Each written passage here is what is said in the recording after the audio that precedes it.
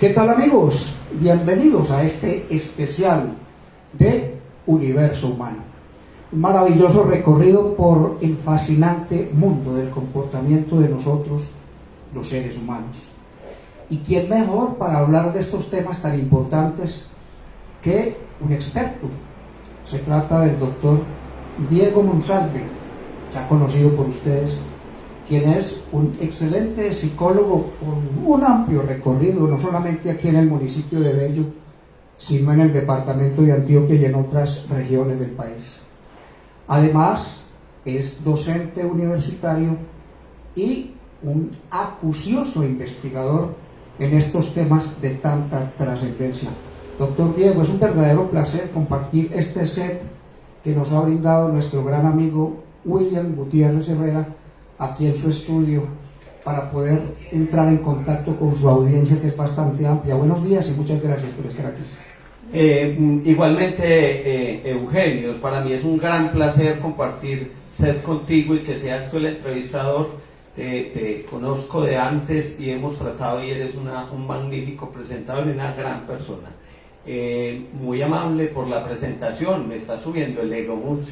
Pero bueno, humildemente es lo que intentamos hacer todos los días, llevar un poco de conocimiento a los seres humanos. No estoy diciendo nada que no sea verdad. Vamos a contarle primero a los oyentes que esta idea de este programa nació en un famoso sitio de la avenida que yo bauticé hace algún tiempo como el Meridiano Político Bellanita, donde habitualmente se reúnen personajes se puede decir, del mundo del liderazgo político y social del municipio, como nuestro gran amigo José Cuadros, como el mismo William Gutiérrez, como don Pablo Uribe, dos viejos, les digo viejos cariñosamente, que yo aprecio bastante, como don Iván Toro y don José Baos, con otras personas que pues le dieron el visto bueno a esta idea. Y por eso estamos aquí con ustedes, amables oyentes y televidentes de los medios de Guti Producciones. Los especialistas dicen, doctor Diego, para que entremos en materia, que la humanidad en este milenio tiene un antes y un después, que fue marcado por la famosa pandemia, que algunos llaman plandemia, por lo que se ha venido descubriendo con el paso del tiempo, en la forma como apareció, en la forma como la manejó la Organización Mundial de la Salud, los gobiernos, y por lo que se ha estado descubriendo sobre el verdadero contenido de las vacunas. Entonces, muchos aseguran que eso fue más bien una pandemia, pero no es el tema de discusión hoy. Aparte de los aspectos de la salud física, hubo una se puede decir, influencia negativa en la psiquis humana, no solamente aquí en nuestro terruño en Bello, sino en todo el mundo. Quisiera que usted nos analizara ese tema y qué fue lo que se derivó mentalmente para la humanidad, para todos nosotros, después de ese encierro al que nos sometieron en aquella época. Muy bien, Eugenio, empecemos por decir que la evolución es inherente al ser humano. Habiendo o no habiendo pandemia, habrá cambios en la conducta humana, en la individual y en la colectiva. Pero si bien es cierto, esto marcó un hito y unos cambios en lo cultural y en lo social, también hablemos de que esta maravilla que es el ser humano, expliquemos un poco qué fue lo que pasó, para que no satanicemos a la pandemia simplemente. Esta maravilla que somos los seres humanos, con 206 huesos, casi 600 músculos, de 86.000 millones a 100.000 millones de neuronas o células nerviosas que nos ayudan a entender la realidad. Todo esto sufrió, digamos, un impacto, y todas las patologías o psicopatologías ya preexistentes se dispararon. ¿Qué es lo que llamamos los psicólogos la latencia? ¿Qué significa latencia en antioqueñito? Vamos, para no caer en tecnicismos, Eugenio, que fue lo que pactamos antes de conversar. Entonces, la latencia es que yo tengo una predisposición a algo. ¿Qué develó la pandemia? Que veníamos ya en un pequeño declive en temas de salud mental. lo que arrojó que se exacerbaran algunos síntomas, una sintomatología en cada aspecto de la salud mental. Es muy importante destacar, doctor Diego, que afloraron al seno de las familias un montón de conflictos y de situaciones caóticas que causaron inclusive muertos. O sea, algunas patologías, como usted bien las denomina, se despertaron y desafortunadamente lo hicieron en el lugar menos conveniente, que fue en el seno de la familia. ¿Por qué se dio esa situación? Lo que pasa es que recordemos que la familia es un núcleo natural, se formó naturalmente, ahí nadie se obligó ni a unirse ni a nacer, la vida hermosa nos juntó. Pero ¿qué pasa con las familias? Digamos, uno que tiene tanta experiencia en el tema de manejo de familias, desde las comisarías. Las familias nos conocemos mucho entre los individuos, entonces yo en familia conozco cuál es el talón de Aquiles tuyo, de mi mamá, de mi papá, de mi hermano. Por eso en las crisis es más difícil, por eso existe la famosa terapia de pareja, porque es que donde me da a mí la pareja o donde nos damos como pareja, en el talón de Aquiles, para mover al otro, porque el fin de una disputa es mover al otro, ¿cierto? No solo yo intentar tener la razón, sino mover las emociones del otro. Y en la familia nos conocemos perfectamente. Además, esto develó que las familias no estábamos lo suficientemente compactadas para entender y asimilar un proceso tan fuerte como el que se venía, que es el peligro de la extinción de la familia propia. Al morir uno de sus miembros, se empieza a extinguir la familia, en teoría. De acuerdo a su experiencia, ¿cuáles fueron las secuelas específicas que dejó esta problemática, sobre todo en los hijos, en los nietos, en las nuevas generaciones? Como te decía, muchas cosas se develaron en familia. La norma está fallando, el acompañamiento ha venido fallando, y entonces encontrarnos aglutinados por culpa de ese fenómeno que se llamó pandemia, entonces no estábamos preparados para estar conviviendo juntos todas las 24 horas del día. ¿Qué nos develó? Que nosotros teníamos la familia muy descuidada. Por eso hay que mirar resilientemente, o sea, con ventaja, con garantía y con beneficio estas crisis, porque ¿qué ganó la familia después de la pandemia? Las familias se volvieron a unir, muchas se unieron a partir de ahí, porque entre otras hay un fenómeno que se llama en psicología, para el estudio de la familia conejo. Los conejos, cuando se ven en peligro, se aglutinan, se protegen, se cubren unos a otros. En psicología se compara con las familias que son tan unidas que nada entra y nada sale. Ahí todos se cubren, todos se ayudan y todos se tapan. Eso tiene su nivel de riesgo, sobre todo en violencia intrafamiliar, y lo que pasa aquí se queda aquí, ¿cierto? Lo que pasa aquí se queda aquí. Pero también develó que las familias surgieron un montón de capacidades de resiliencia y de afrontamiento de los problemas en grupo. Vámonos entonces ahora al núcleo que sigue después de la familia, que es la sociedad. Hoy por hoy nos estamos preguntando, cuando vemos las noticias, ¿cómo es posible que hayan seres humanos que sean capaces de maltratar a un animal, como lo hemos visto en estos días con el famoso caso del Carmen de Viboral con el perro, y otros que se han estado denunciando en otras partes del país a raíz de la difusión de este?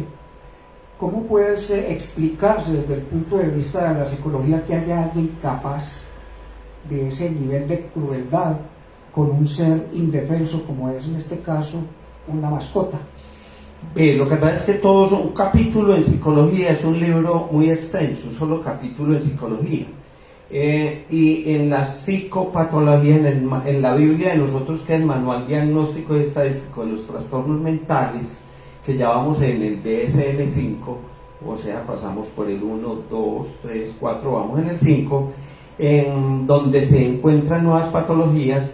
Las filias son un grupo de psicopatología, son las filias, la gerontofilia, que es el deseo y el placer por las personas mayores, la zoofilia, que es el placer con los animales, la paidofilia o pedofilia con los niños, y en ese orden de ideas. ¿Por qué hablo de las filias y el gusto y el amor por esas o el placer por esos grupos generacionales, porque igual se da la conducta antagónica que es el deseo de dañar, ¿cierto?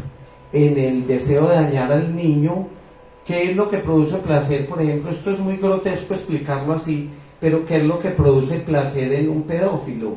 Precisamente esa indefensión y ese ser humilde y ese ser incapaz de defenderse y ese ser bello y desprovisto de maldad que es un niño. Eso es lo que produce fetiche y placer en el psicópata, porque estamos hablando de psicopatía, entonces es psicópata la persona que lo practica.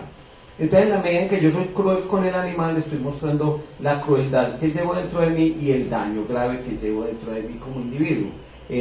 Por eso se da, porque es que también se está develando, Eugenio, me estoy encontrando en clínica y lo he dicho al aire con sorpresa, que muchas personas ya adultas mayores o muy adultas toda la vida ocultaron un abuso. Entonces aquí lo que estamos mirando es que hay una serie de desórdenes en lo social que nos están cobrando. A uno le preguntan a diario qué es lo que pasa ahora, Diego, explícanos qué es lo que pasa ahora que se está viendo tanta maldad. Pues toda la vida ha existido el comportamiento fuera de lo normal, pero ahora se está develando. ¿Por qué? Porque estas nuevas generaciones que están viniendo nos están exigiendo sacar un montón de esas, por ejemplo, esas madres de nosotros tan entregadas y tan lindas, pero tan subyugadas. Tenemos un montón de mamás neuróticas, de abuelas neuróticas, y esas son las que están acompañando la crianza hoy de muchos niños. No quiero decir con esto que sea un error que las abuelas críen los niños de hoy, pero que está develando todo lo que la historia ha venido acumulando en estos siglos.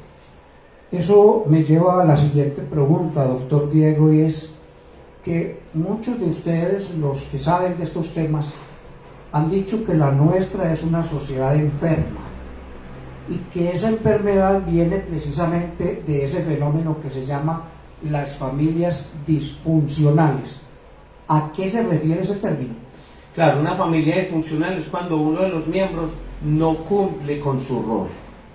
¿Qué es disfuncionalidad? Lo verdad es que estamos acostumbrados o habituados a que nos hablen de disfuncionalidad eréctil, y disfuncionalidad sexual y disfuncionalidad motriz, pero la disfuncionalidad es cuando hay una crisis en la pareja, ya hay disfuncionalidad. Cuando yo no cumplo mi responsabilidad parental en ese rol de papá, de esposo y de hijo, ya hay una, también cierto, también se presenta el fenómeno. Cuando yo no cumplo con la provisión de mi hogar, ya ahí también hay disfuncionalidad. Entonces, como verás, la disfuncionalidad es todo un tema extenso dentro de las familias.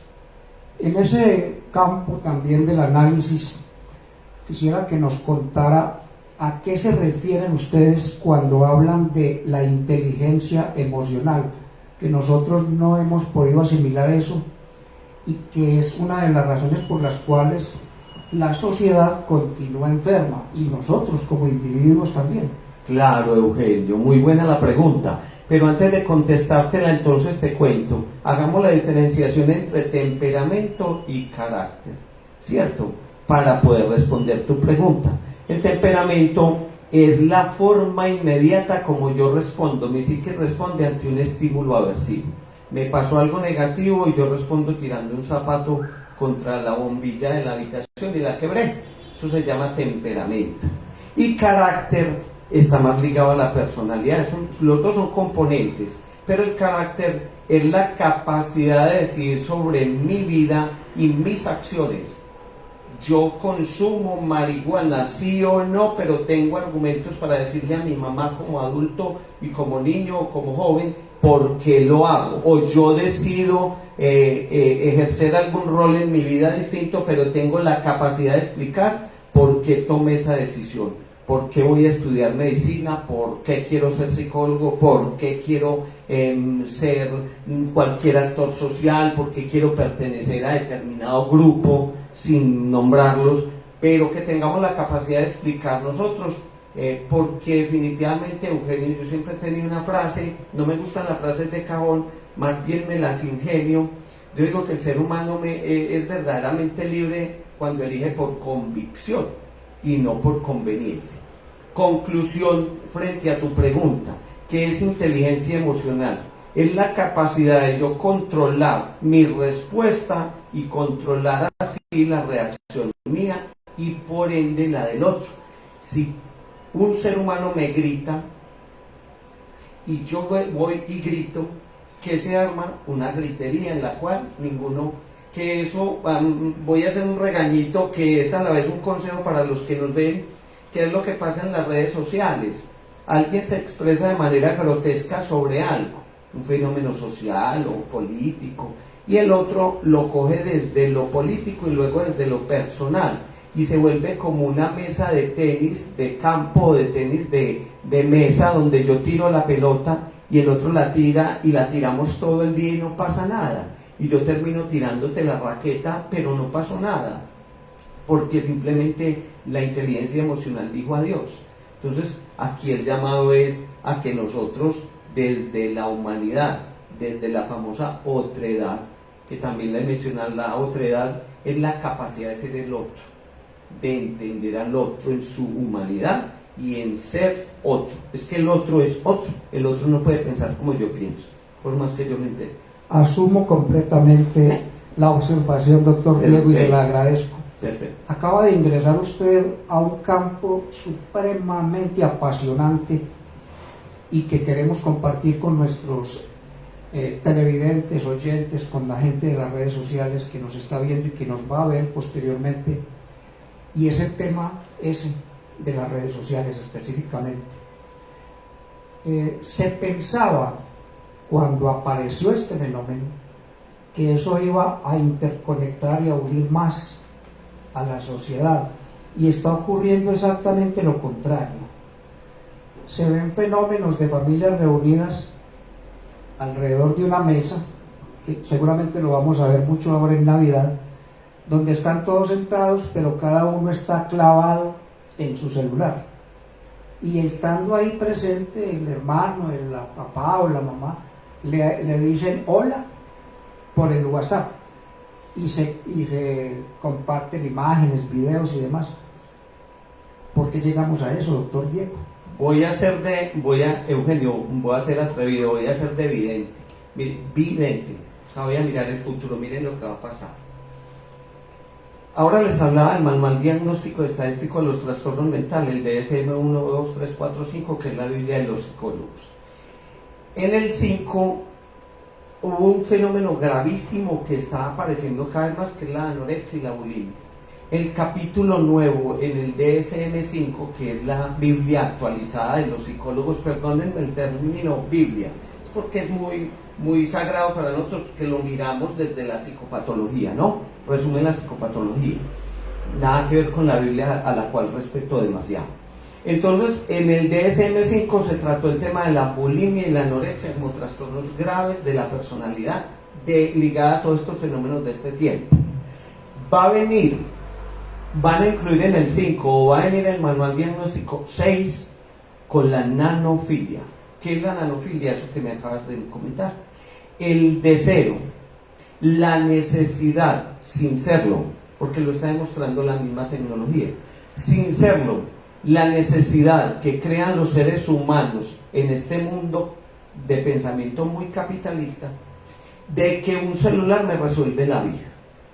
Entonces no estamos interactuando, entonces no haga la fila, entonces no vaya al banco y salude a la niña del banco, entonces no espere la de vuelta y diga gracias, sino que usted se mete y paga los servicios, y entonces ya es una máquina a la que ni le responde, sino que usted desde la casa, y enseguida se le pierde la plata y una máquina no le va a responder por su plata. Yo tengo ahí un conflicto ahí, yo creo que los próximos, a pesar de que estoy muy joven todavía, tengo un problema con una brecha generacional con eso de la inteligencia emocional. Nunca será superior a la inteligencia humana, porque la inteligencia artificial nunca será, porque les recuerdo una anécdota muy bonita. Anatoly Karpov y Kasparov eran los mejores ajedrecistas del mundo y le ganaban a la máquina. Entonces ahí yo soy muy atrevido, y alguna vez yo lo he dicho al aire y lo sostengo, quiero hacer una conferencia donde hable del ser humano apocalíptico. Yo estoy descubriendo que el ser humano Eso ya pasó. En la historia se repiten mucho los fenómenos. Cada que se cambia de siglo, aparece pues que van a venir señales del fin del mundo. Eso no es nuevo, eso no es nuevo. Pero yo me estoy encontrando, yo recuerdo que mi papá y mi mamá me contaban que cuando estaban en el 49 y iban a pasar a 1950, se hablaba de 3 días de oscuridad, que ni las velas benditas iban a prender. O sea que miren que estas conductas, siempre lo extraño, dice Bertolt Brecht, nos causa pasión. Y es verdad, ¿qué tal que no nos apasionáramos por lo desconocido? Pero se caían unos mitos tremendos, y yo encuentro en esta conferencia que yo quiero hacer, explicar por qué el ser humano de hoy es tan apocalíptico. Usted solo oye que vamos hacia atrás, que todo está malo, la economía mala, los humanos malos, el mundo malo, Dios que arrepintió al senos, esto ya casi se va a acabar, a beber y a parrandear que el mundo se va a acabar. Entonces es un ser humano apocalíptico de hoy, pero yo quiero hacer como el antídoto de eso, como explicar por qué se da y que nos vacunemos por esos fenómenos psicológicos, que es lo que debemos hacer, propender por prevenir el caos en salud mental. Ha sido un planteamiento de muchos analistas, doctor Diego, que las élites mundiales, los gobiernos y todos aquellos que están haciendo el papel de líderes en la humanidad, incluyendo en eso las comunidades religiosas y demás, utilizan el miedo para manipular a la gente. Analicemos un poco ese punto. Lo que pasa es que el ser humano, ¿a qué le tememos todos los humanos? Al cambio y a la extinción. Entonces, ¿qué manejan ellos desde el discurso? Llámese desde la iglesia, desde los gobiernos, manejan caos y manejan miedo, porque es que eso te ata. Y hay un fenómeno que también es muy lindo, que lo estudiamos desde la escatología, que se llama la simonía. La simonía es el comercio con las cosas espirituales, y por ahí está dando mucho de qué hablar un video donde un pastor dice que Jehová le habló y le pidió que le dijera a los feligreses que tenían que subir del 10 al 50% el diezmo, o si no, no podían volver a la iglesia. Y la pobre gente, esta pobre humanidad agobiada y doliente, le crea este montón de, perdónenme el término, payasos, y van y acaban con sus finanzas. Entonces, esto es ligado al tema que te acabo de expresar. El ser humano apocalíptico, ahora más que nunca estamos necesitados de la presencia espiritual del verdadero Dios, que es nuestro Señor. ¿Por qué? Porque la gente ahora le cree al talento pobre, al youtuber, al que no canta, al que esboza cualquier idea, así no sea impactante, al que se vuelve ídolo de la nada, al que cobra un montón de dinero por ir a hacer un espectáculo circense, pobre. Entonces yo creo que esta es la sociedad del poco talento. Esta es la generación del poco talento, como la llaman. Entonces le estamos comprando ideas y talentos a personas que realmente no los tienen. Está haciendo mucha falta cultivar más el tema de lo espiritual. De ahí que usted me lleva a un tema bastante preocupante para las familias y para la sociedad en general, y es que los niños actualmente no pueden vivir sin su celular o sin su tablet, y cuando se les quita lloran y patalean y arman el berrinche inimaginable. Entonces se presenta la disyuntiva para los padres: le dejo el aparato y dejo que me navegue por donde quiera y que mire los videos que quiera y asista a los youtubers que él quiera, o ejerzo el control y la autoridad como padre y limito ese tipo de actividades de ese nuevo ser que ya se convirtió en un esclavo de esas redes sociales y de esos nuevos aparatos, de esas nuevas tecnologías. Quisiera que me escucharan con mucha atención los papás que me están viendo, porque yo escuelas de padres he dictado por ahí, me imagino que en 25 años hay 1000, por poner un número, Eugenio. Miren, el celular es la punta del iceberg del problema, o sea, el celular no es el problema. Ahora hablábamos de qué develó la pandemia. Ahora lo que se devela cuando estamos entregando un celular de alta gama a un niño es que nosotros estamos comprando estas nuevas generaciones. Los papás de hoy tienen miedo a criar, los papás de hoy no tienen nivel de compromiso, los papás de hoy le tienen miedo a los niños, porque pues dicen a veces que es la norma, que inclusive nosotros los psicólogos nos tiramos en la crianza que porque un niño no se puede castigar, totalmente falso. Hubo un tiempo en que se creó esa controversia desde lo dialéctico y desde lo semántico. No es que nosotros los psicólogos no estemos de acuerdo con el castigo. Miren lo que dice la psicología del castigo. El castigo es un estímulo aversivo, o sea, incómodo, para el individuo, para que su cerebro y su mente entiendan que su actuar no fue el ideal. ¿Qué estoy diciendo con eso? Ni si le quito el celular se va a traumatizar, ni si le halo la camisa suave, que es el estímulo aversivo, se va a traumatizar, ni lo golpeé ni le quebré un huesito. Nosotros los seres humanos tenemos la potestad de castigar. Quítenle el celular.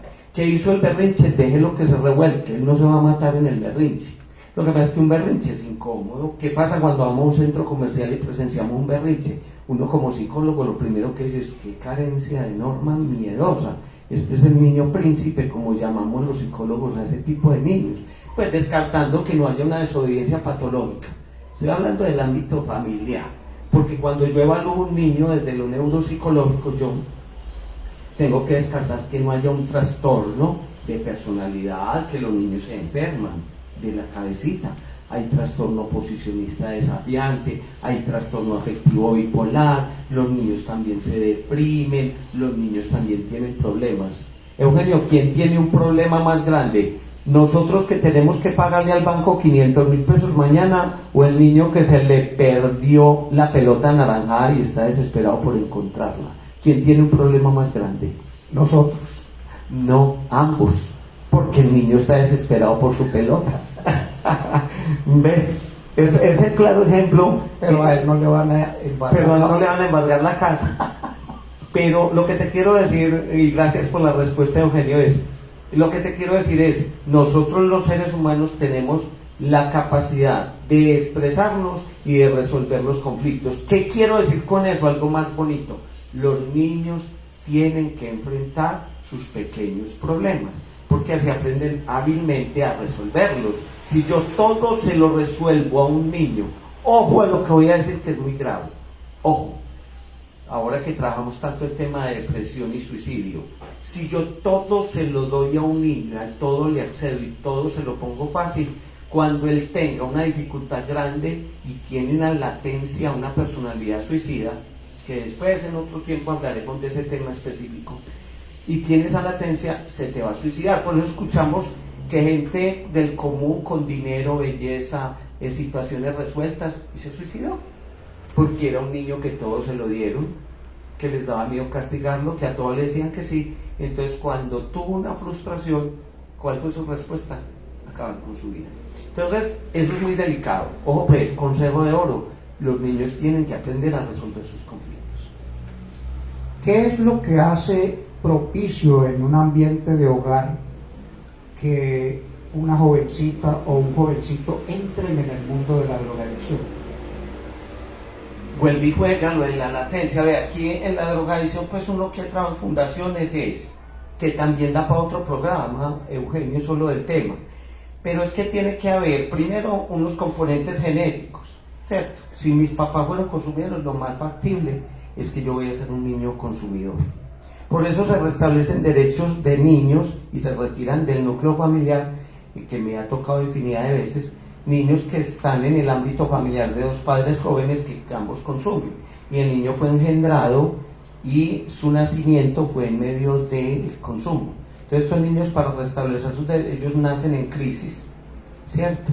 Fisiológica y mental. Esos niños se quedan en el hospital, se retiran del ámbito de la familia, no obstante la madre lo debe alimentar, con un tratamiento médico que debe recibir ella dentro del hospital, con unos medicamentos específicos, pero el niño se somete al restablecimiento de derechos, porque es que lo genético marca, y los daños tan severos que después los hablamos en lo físico y lo psicológico de un niño que viene de padres consumidores son horribles.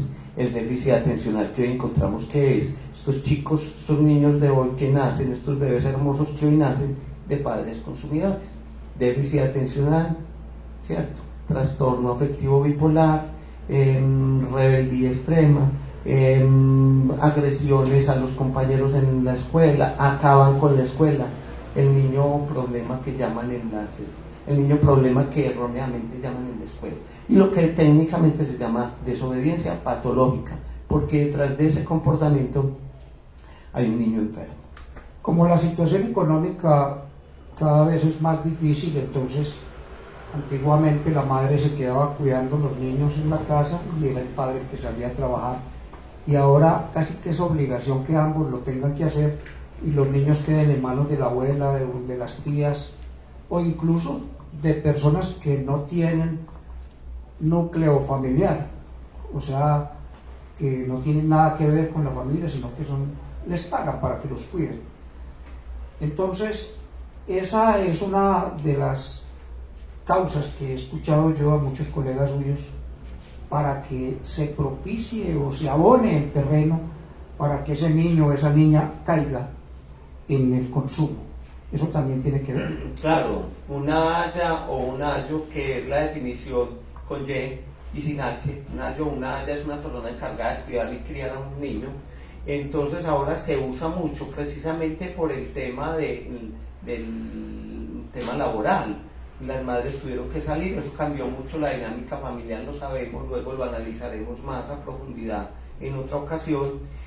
Porque como dicen ustedes los presentadores, el tiempo en televisión es corto. Entonces esos ayos son muy permisivos, porque es que simplemente yo estoy cuidando a un niño, yo no lo estoy criando ni tengo las herramientas para hacerlo, me estoy ganando un salario, tú me vas a criar el niño, me vas a regalar 200.000 pesos que me hacen falta, y eso es la paga por yo cuidar a tu niño, pero en mí no hay ni la capacidad, ni la voluntad, ni el deseo, porque muchas veces, que eso fue una pelea encarnada que tuvimos con el ICBF, cuando le entregaban el cuidado personal, se le retiraba el niño a los padres por falta grave, ¿cierto? Entonces medida urgente y prioritaria retirarlo del entorno familiar, pero se le entregaba un cuidador peor, lo torturaba, lo quemaba, lo golpeaba, le quebraba los huesitos. Entonces, ojo que en eso del cuidador yo sí que me doy golpes de pecho en favor de la sociedad y de los niños, que los amo tanto y defiendo sus derechos, porque están cayendo en manos, en medio de esa dificultad por el cuidado, están cayendo en manos perversas. Y ese es el caldo de cultivo para ese fenómeno que estamos viviendo aquí en Medellín, en el Parque Lleras, en Provenza y en otros sitios, de la trata y la explotación de niños, niñas y adolescentes.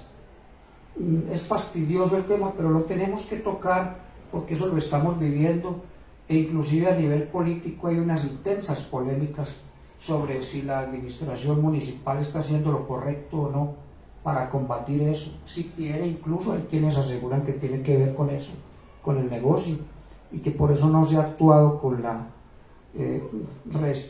resiedumbre que correspondería a un asunto tan delicado, donde se nos están perdiendo las generaciones más recientes en medio de ese mundo oscuro y cruel, que se suma pues a un fenómeno que ya tiene mucho más tiempo, como es la trata de blancas.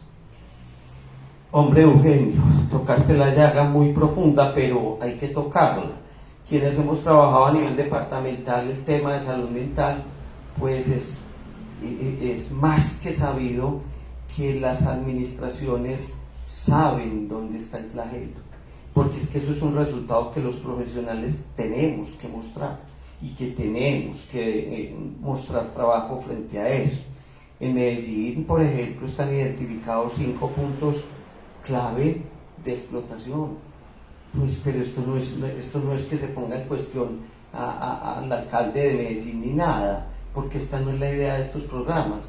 es entender que es una realidad, es un grito a voces, hombre Eugenio, y lo digo como simple ciudadano.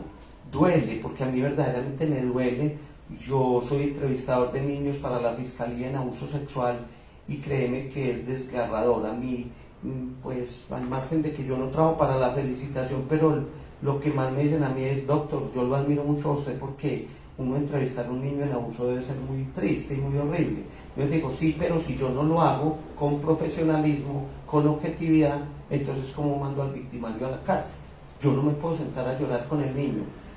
Es el tema que yo más, con el que más me identifico. A mí todo lo social me encanta, trabajar por los individuos me encanta, pero para mí la niñez es fundamental. Yo a los niños los defiendo, y otro día les contaré al aire un montón de anécdotas muy fuertes que yo he emprendido con instituciones grandes en favor de los niños, inclusive exponiendo hasta la integridad personal. No le tengo temor, y no por valentía, es porque yo siempre he dicho que un profesional que hace las cosas con amor no le puede dar miedo. Al funcionario público, y una vez que capacité un grupo de funcionarios públicos, de compañeros míos de la administración, les decía: si usted le da miedo ejercer la profesión, no lo haga, porque los funcionarios no son malos, son miedosos. Muchos funcionarios tienen el poder, saben que lo tienen y les da miedo ejercerlo. Entonces yo, desde la ética, les digo: no le den miedo, porque usted lo avala su conocimiento y una autoridad que va con usted, siempre y cuando esté ejerciendo su profesión, la que sea.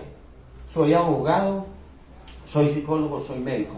Vaya y haga su labor y no le dé miedo, porque es que usted está preparado para eso, o si no, ¿a qué vino? Me hace usted recordar de un reclamo permanente que recibía yo de mis hijos hace muchos años, porque resulta que yo me metí en 3 de las profesiones más peligrosas que hay en este país.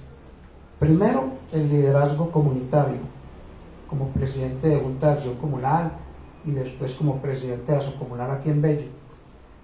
Me metí en el mundo del periodismo, que esa es una profesión de alto riesgo en este país, y más cuando uno está comprometido con contar la verdad. Y la otra es lo que tiene que ver pues con el devenir político, donde usted puede ser asesinado por pensar distinto a los demás, y eso ha pasado y sigue pasando y seguramente seguirá pasando, y más ahora que hemos entrado definitivamente en la parte más caliente de la campaña política al Congreso de la República y a la presidencia.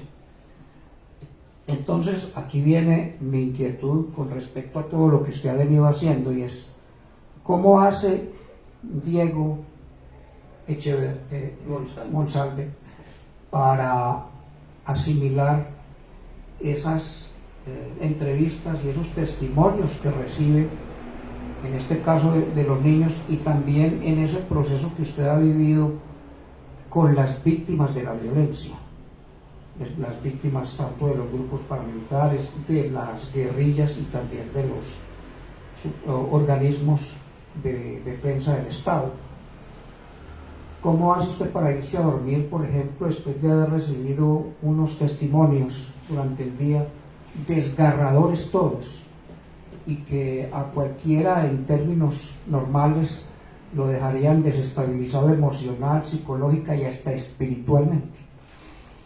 Qué buena pregunta, hombre, y resume pues toda la capacidad que le da a uno yo creo que un profesional que no tenga espiritualidad se cae, así de sencillo. Mire, yo no quiero dar un discurso religioso, pero yo soy una persona que practica mucho la espiritualidad, y yo pienso que si no fuera así no estaríamos contando el mismo cuento.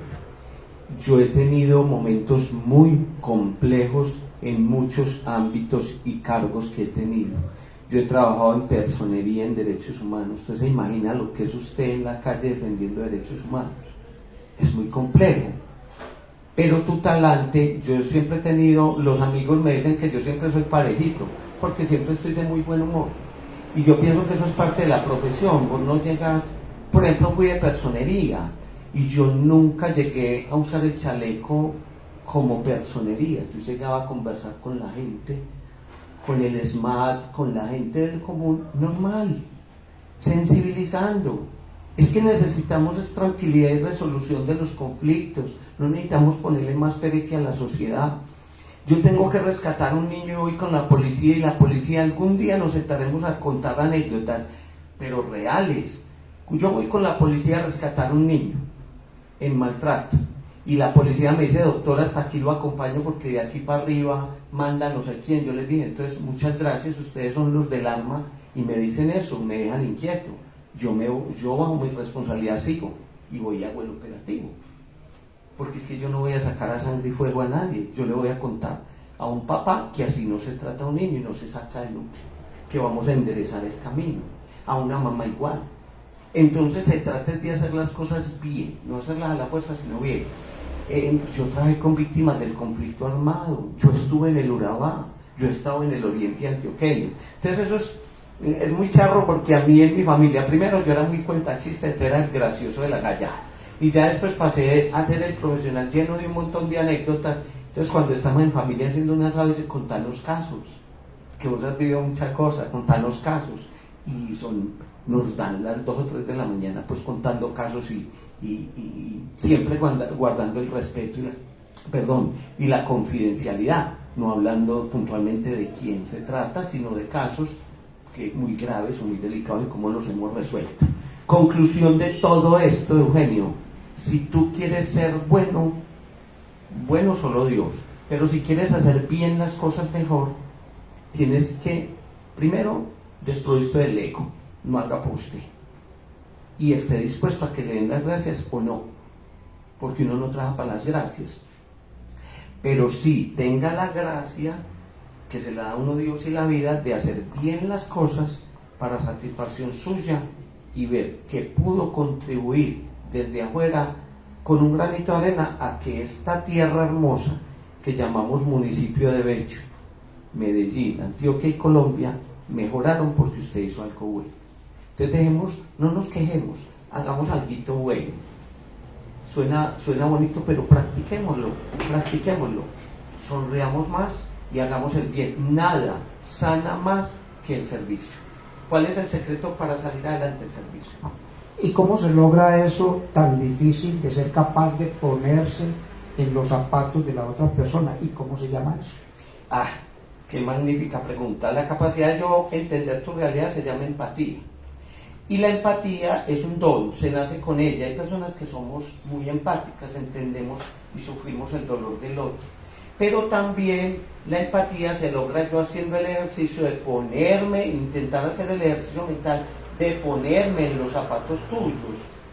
Yo recuerdo que en el metro, no en el de Medellín, en otro metro por allá lejos, en otra parte, en otro país, un señor llevaba lentes oscuros y se nota que permanentemente los llevaba puestos. Yo esta anécdota la he contado porque es impactante, y llevaba los lentes puestos y un lente se había caído, y era tan habitual tenerlos que su vista no notaba. Entonces parecía un pirata dentro del metro, y la gente lo miraba y se lo burlaba y se reía y creía que estaba hasta disfrazado llamando la atención. Resulta que el señor se le comentó y él no había captado esa realidad. Entonces yo me puse a pensar, mientras las personas se reían, ¿por qué no hicieron el ejercicio de preguntarle: señor, ¿ya usted notó que se le cayó el lente? Una cosa tan sencilla, un ejercicio tan sencillo. O si yo veo que el vecino está muy sucio, la casa de él, desde mi ventana se ve muy sucia la casa del frente, el vecino es muy cochino y yo lo juzgo, ¿por qué no miro si es que el vidrio por el que estoy mirando, que es el de mi casa de Eugenio, está horriblemente sucio? Entonces yo estoy reflejando mi mugre. Miremos eso. Son pequeños ejercicios, Eugenio. En el devenir de los acontecimientos del país, uno se encuentra con hechos en los cuales, cuando aparecen, por ejemplo, estas campañas políticas y demás, también aparecen en las personas fenómenos como la ambición y el apego al dinero y al poder. ¿Cómo manejar eso? Mi mamá decía hermosa, sabia y de Dios goce. Usted sabe que los adultos antes tenían unos refranes muy bonitos. Decía que el otro haga, que uno no debe juzgar, porque que el otro haga no puede llegar a aparecer en mí, dicha conducta. Mire, habemos personas que nunca nos va a gustar las cosas mal hechas. Eso es lo que llamamos ética. Así le ofrezcan plata para que las hagan. Alguna vez te contaré también cuánto dinero pudimos haber percibido dentro de 25 años de carrera, y aquí andamos con la frente en alto yendo recorriendo toda la ciudad porque estamos limpiecitos. Eso es un orgullo inmenso, eso es familia, eso es amor. Mi papá decía, gánese las cosas con el sudor de la frente, no le quite nada a nadie. Y mi mamá lo acuñaba diciendo también, lo ajeno para su dueño es bueno. O sea, es que esa formación la traemos desde la casa. Tal vez por eso no seamos muy que participes de muchas no seamos protagonistas de campañas. Y no me refiero a ninguna en específico, porque si algún día Dios nos da la oportunidad de incursionar, mucha gente cree que porque yo he trabajado con políticos, yo nunca, por ejemplo, me he hecho contar. Yo no sé si tú, por ejemplo, Eugenio, votarías por mí, yo no sé. Y me han preguntado, te lo digo, que 100.000 veces me han preguntado, doctor, ¿y usted por qué nunca ha aspirado? Qué rico una persona como usted al frente de la administración, qué rico que usted, una persona que sabe de salud mental, que quiere la gente, lo hiciera. Pues lo que pasa es que manejar esos ámbitos es muy complejo y nos tendríamos que asesorar muy bien y tendríamos que hacer muchos ejercicios, pero desde el amor por la gente lo haríamos con mucha entrega. Pero tal vez ser tan ético a veces no funciona para lo que requiere estos sistemas, que no quiero adentrarme en ellos. Bueno, entonces en estos minutos finales de la entrevista, porque ya casi llega la hora del noticiero en los medios de don William Gutiérrez, aprovecho para tomar eso que usted acaba de decir para preguntarle específicamente por los liderazgos en Bello. Hemos discutido mucho en el sonajero político, en otros grupos, por ejemplo Opinión Bello y demás, sobre una crisis de liderazgo que tenemos en Bello, en Antioquia y también en la nación. ¿Por qué tenemos esa crisis? Si tuvimos antes líderes muy carismáticos que, convocaban y se ganaban la credibilidad de la gente de una manera pues muy abierta y muy contundente. Para contestarle bien esa pregunta acerca de los liderazgos en Bello, déjeme que le dé las características de un líder. Un líder es el que busca el bien de todos. Yo de último, ese es un líder. Que es otra característica muy importante, es que es proactivo, propone. No critica, no negativo, no emprendedor de guerras contra otros. Y a eso es lo que llamamos en psicología política el mito personal. O sea, solo yo tengo la razón, solo yo puedo liderar. ¿Qué pasa con los liderazgos en Bello, Medellín, Antioquia, Colombia y el mundo? Que los líderes no son líderes, quieren gobernar y apoderarse solo ellos. El principio de Adán se llama eso. Solo ellos son buenos, solo ellos tienen la razón, solo ellos tienen la capacidad de manejar, solo ellos. ¿Qué está matando a los líderes? General, el egoísmo. Yo digo que un verdadero líder, y ojalá surgiera en Bello un líder, que los hay, pero se están dejando arrastrar por el egoísmo y el mito personal, que surgiera uno que los una a todos. Porque es que Bello necesita pensarse en grupo. Bello no es para que una persona diga, me voy a subir a arreglar a Bello. Está comprobado que solito nadie arregla nada. En un hogar somos todos. Si vos pones la carne, yo pongo los plátanos hechos y el otro pone una yuca fresca, va a quedar un sancocho muy rico. A mí me gustan mucho los ejemplos sencillos en antioqueño. Entonces, si vos pones y yo pongo lo mejor, nos va a quedar un sancocho súper bueno. Pero si yo espero a ver qué traes vos o qué de pronto trae el otro, entonces vamos a improvisar y nos va a quedar un sancocho aguado y maluco.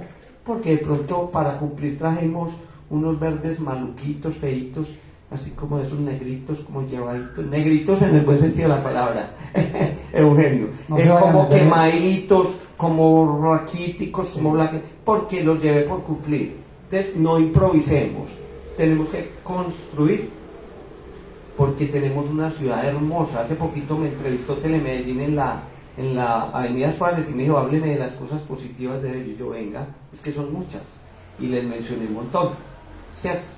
¿Qué nos hace falta? Listo, que entre todos las construyamos y las mejoremos, pero ello tiene cosas muy bonitas, empezando por su gente.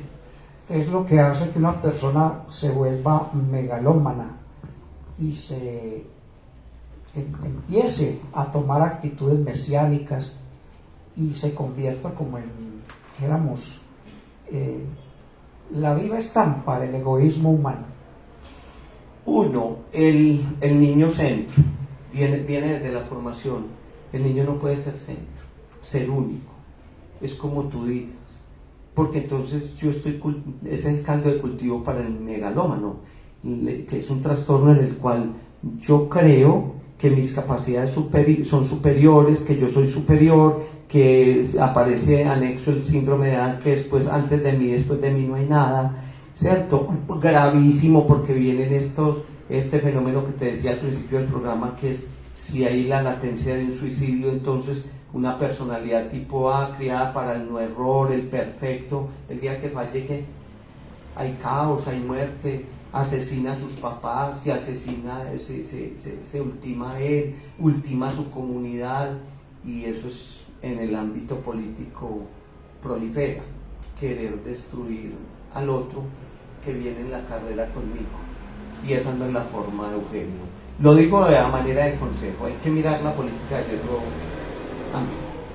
Hubo un hecho reciente que me causó impacto y fue la elección del Consejo Municipal de Juventudes, el Bello, y la escasísima participación de los jóvenes en ese ejercicio democrático, porque el desencanto y el desinterés de las nuevas generaciones en tomar partido y en entender de que los mecanismos de participación que ha creado la Constitución política de nuestro país tienen que ser usados para nosotros poder algún día decir que soy un ciudadano, que estoy ejerciendo mi papel de manera adecuada.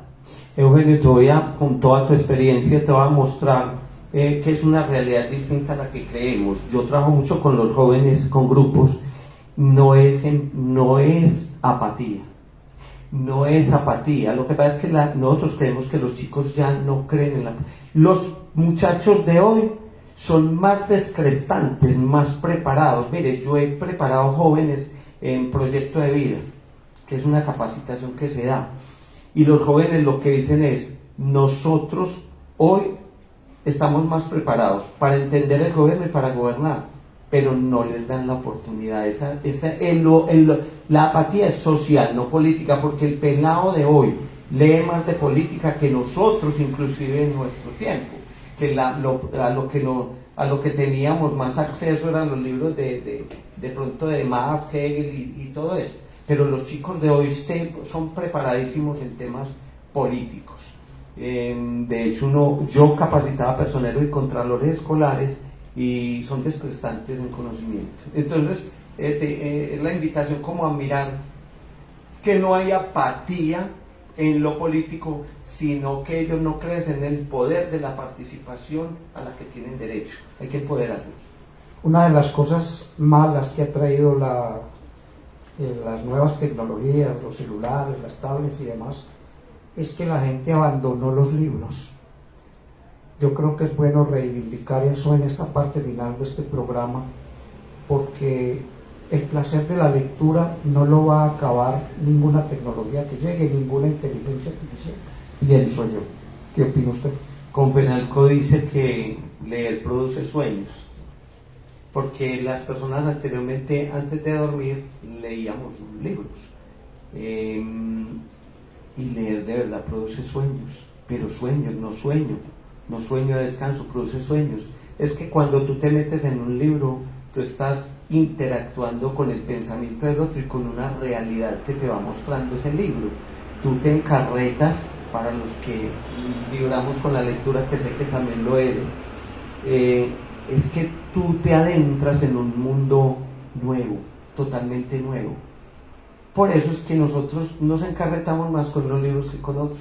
¿Y qué tipo de literatura te gusta? Le preguntan a uno, porque de acuerdo a mi personalidad también es el tipo de literatura. Hay gente que dice, no, a mí esos libros de Narnia, esas cosas, pues por poner cualquier ejemplo, no es que sea peyorativo con Narnia, sino que ese tipo de cuentos fantasiosos. Yo tengo una hermana que es muy lectora, aquí me están viendo, juiciosa, es muy juiciosa en la lectura, lee mucho, pero no le muestren ningún libro medio fantasioso, porque no le va a gustar. Muéstrele cosas de la vida real, ¿cierto? Y ahí está encarretado. Finalmente, doctor Diego, con los agradecimientos inmensos por estar aquí en Universo Humano, denos un mensaje final para todos los que nos están viendo en el municipio de Bello, en el departamento de Antioquia, y que nos van a ver a nivel nacional e internacional, y nos regala por favor sus redes sociales, su número de WhatsApp y demás, porque estoy seguro que esta intervención suya hoy aquí va a motivar a muchos a querer hablar con usted 2 o 3 palabritas. Esperemos que sí, a la orden, Eugenio. Un consejo, miren, el que esté hoy bajoncito de ánimo, recuerde que usted es muy importante para otro. Si usted en este momento llama a alguien, un amigo que hace tiempo nos llama, y usted le da su voz de ánimo o su saludo, usted va a cambiar la realidad de ese otro. El servicio al otro, la entrega al otro, siempre van a tener recompensa, siempre, porque es la mejor forma, primero, de no sentirte solo, y segundo, cuando tú das al otro, te das tú. Entonces, seamos con el otro y así crecemos. A la audiencia les agradecemos mucho que nos hayan regalado estos minutos de su valioso tiempo y esperamos volver a encontrarnos con ustedes en una próxima oportunidad. Un feliz resto de día o de noche, que Dios me los bendiga. Hasta la próxima.